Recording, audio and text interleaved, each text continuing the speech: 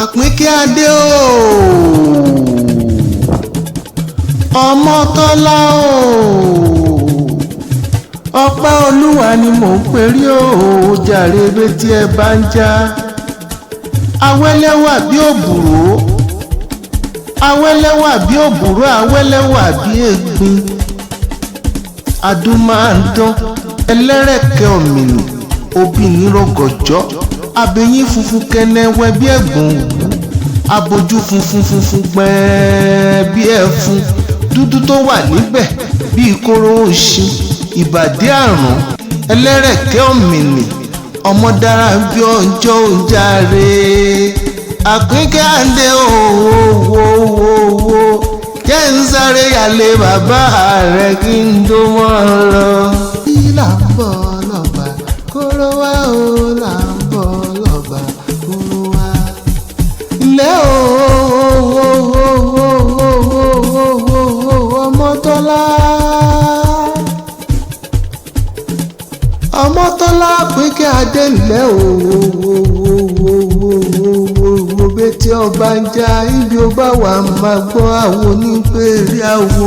Mi ò pé kó kó, mo pé kó mo pé kó kó, mo pé kó mo pé ó pẹ́ láyé, mo pé ó ṣoríire. Ará ọ̀bàlẹ̀ máa kì ọ́ délé o, máa kì ọ́ délé bàbá rẹ̀.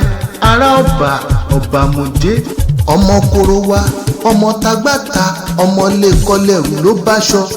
Ẹni lẹ́ni lọ́bà ó tọ̀bà dé, ẹni ò lẹ́ni lọ́bà àjùsọ́gbìn.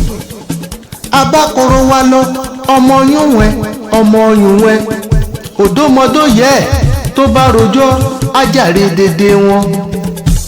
Ọmọ ń gbójúlé o, ọmọ ń gbójúlé, ìyá ń gbẹ̀kúlé, ìyá ń gbójúlé, ọmọ ń gbẹ̀yìnkúlé o. Ọmọ́tọ́lá, a ní kí là ń bọ̀ lọ́ba kóró wá, là ń bọ̀ lọ́ba kóró wá. Kí là ń bọ̀ lọ́ba kóró wá, là ń bọ̀ lọ́ba kóró wá. Ó ṣọdún ọdún ẹ̀ní, ọdọọdún iṣẹ́ kórúwé, ọdọọdún lèrú wá wà. Bó bá dàmọ́dún owó pèrègùn àmọ́mọ́ tuntun wálé ayé owó ọmọ ọdọọdún làsálà ń wà. Wà á pọ́, wà á tọ́, wà á pẹ́ láyé, wà á fèrè gìjòbí, wà á gbogbo bí àwọn àgbà kan tó fọmọ wúso ń dè sọ́rùn. Nílé ìyá ò ní mẹ́rí, nílé bàbá ò ní mẹ́rí, nílé ọkọ ò wá jẹ́ ní ire. Ìgbà ọdún ìṣẹ́jú kan ni fún ọ, nínú owó, nínú ọlá, nínú àlàáfíà pẹ̀lú ìpàlẹ̀ ọkàn. Ẹni ẹlẹ́yìn onígbà ṣe rẹ̀ ṣe lọ́lá Ọlọ́run ọba. Happy birthday to you a ní happy birthday to you Àpínkẹ́ Adé Ọmọ́tọ́lá, Ọpẹ́ Olúwa.